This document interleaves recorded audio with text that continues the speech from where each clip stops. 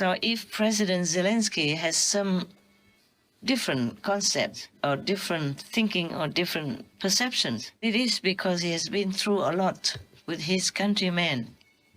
So he should have been maybe treated a little bit more gently, more discreetly. People came to your door already, not as the superior, but in a less superior, lesser position.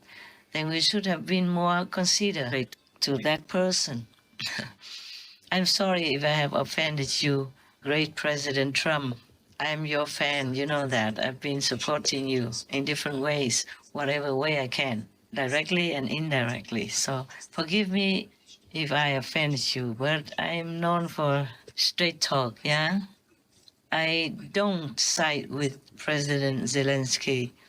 I just understand him and sympathize with his position and his countrymen.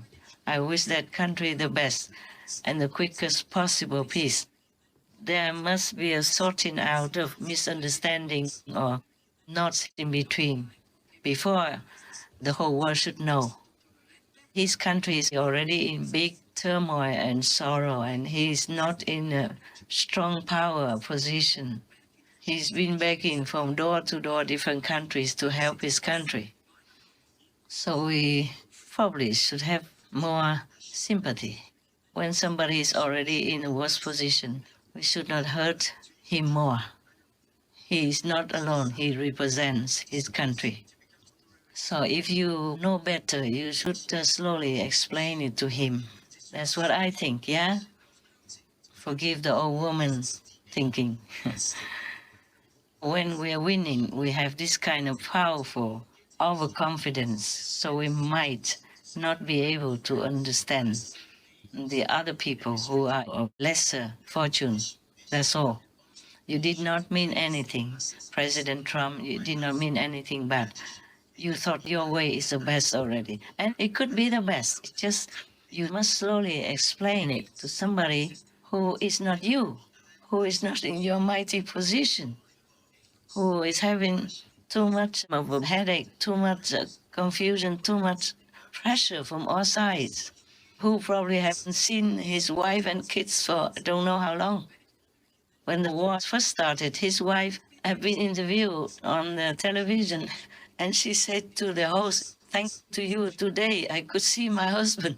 I haven't seen him ever since the war started until now," and that was a long time.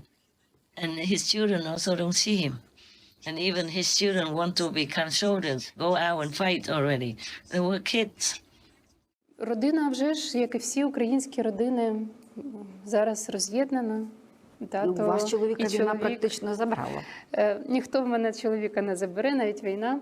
Але так, він живе на роботі, ми його майже не бачимо. 2,5 місяці ми взагалі не бачилися, так? Спілкувалися тільки телефоном. Зараз у нас було кілька можливостей побачитися. І я вам також вдячна за цю можливість, тому що ми зараз проводимо час разом. Побачення в ефірі. Побачення в ефірі, так, дякую вам.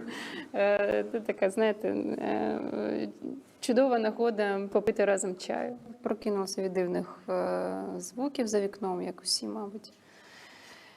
Темно, була ж майже ніч тоді, і я дивлюся, що Володимира поруч немає.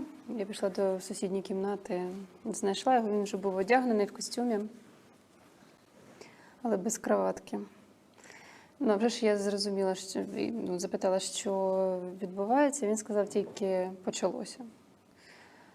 Ну, емоції не можна передати, тому що тут і жах, і заціпаніння. І він це мені сказав і пішов. В принципі, ми більше не можна сказати, що бачились довго. І, чесно кажучи, я розумію, що як наскільки в той момент він був як натягнута струна, ми всі одразу зрозуміли, що в принципі, життя змінилося назавжди. І от тепер я живу тим, коли він мені нарешті скаже, ну все, скінчилося.